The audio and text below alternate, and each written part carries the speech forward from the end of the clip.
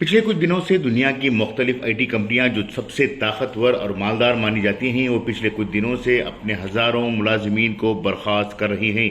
आमतौर पर हर शख्स की ज़बान पर आने वाले नाम फेसबुक, ट्विटर, व्हाट्सएप, शेयरइट जैसी कंपनियां अपने मुलाजिमीन को ये कहकर बर्खास्त कर रही हैं कि वो अपने अखराजात को कम करने और नुकसान को कम करने के लिए ये फैसले ले रहे हैं।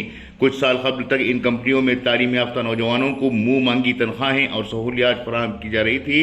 इन मुलाजिमीन ने अपनी कंपनियों को फ़ायदा पहुंचाने के लिए दिन रात एक कर दिया था और अपनी तमाम तर सलाहियतों की कुर्बानियां देते हुए इन कंपनियों के मालिकान को दुनिया के मालदारों की फहरिस्त में ला खड़ा किया।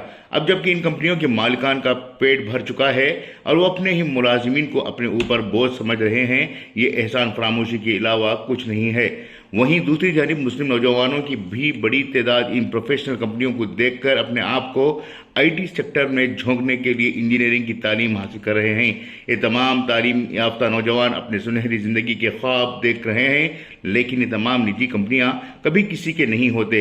ऐसे में मुस्लिम नौजवानों के सामने दो रास्ते हैं। पहला रास्ता, अच्छी तालीम हासिल करते हुए वो सख्त मेहनत करें और ब्यूरोक्रेसी यानी अफसरशाही के शोबे को अहमियत दें। आज मुल्क में जो भी कानून बन रहे हैं वो बज़ाहिर सियासतदानों की फिक्र है, लेकिन इसे हतमी शक्ल देने वाले अफसरान ही होते हैं।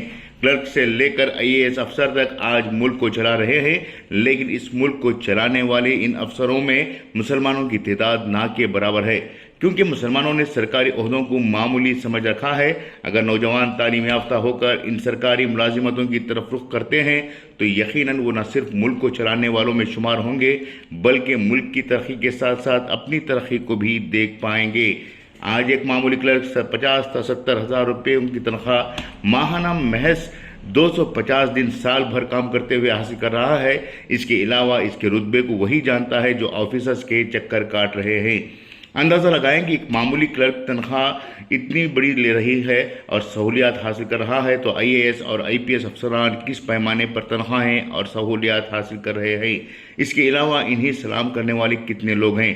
जो लोग गल्फ या यूरोपीय ममालिक जाने के ख्वाहिशमंद हैं, वो खुद ये महसूस करते हैं कि सिर्फ उन्हें पासपोर्ट बनाने या पुलिस क्लियरेंस सर्टिफिकेट लेने के लिए कैसे आजिज होकर अफसरों के सामने खड़े होना पड़ता है।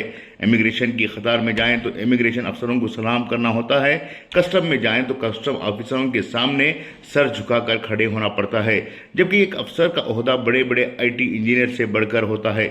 इस वजह से नौजवानों को चाहिए कि वो पब्लिक सर्विस कमीशन की तरफ रुख करें। दूसरा रास्ता तिजारत का है, जिसे मुसलमान भुला बैठे हैं। तिजारत में बरकत है और यही नबी करीम सल्लल्लाहु अलैहि वसल्लम की सुन्नत भी है। अगर आज के नौजवान किसी भी बिजनेस को प्रोफेशनल तरीके से अंजाम देते हैं तो इनकी कामयाबी यकीनी है। भले फ़ायदा मिलने में कुछ वक्त लगेगा, लेकिन फ़ायदा यकीनी है। नौजवानों को चाहिए कि वो बिज़नेस सेक्टर की तरफ तवज्जो दें, बिज़नेस को आगे बढ़ाएं, बिज़नेस के ताल्लुक से तजुर्बा हासिल करें, क्योंकि ये दुनिया आज ट्रेड एंड कॉमर्स पर टिकी हुई है।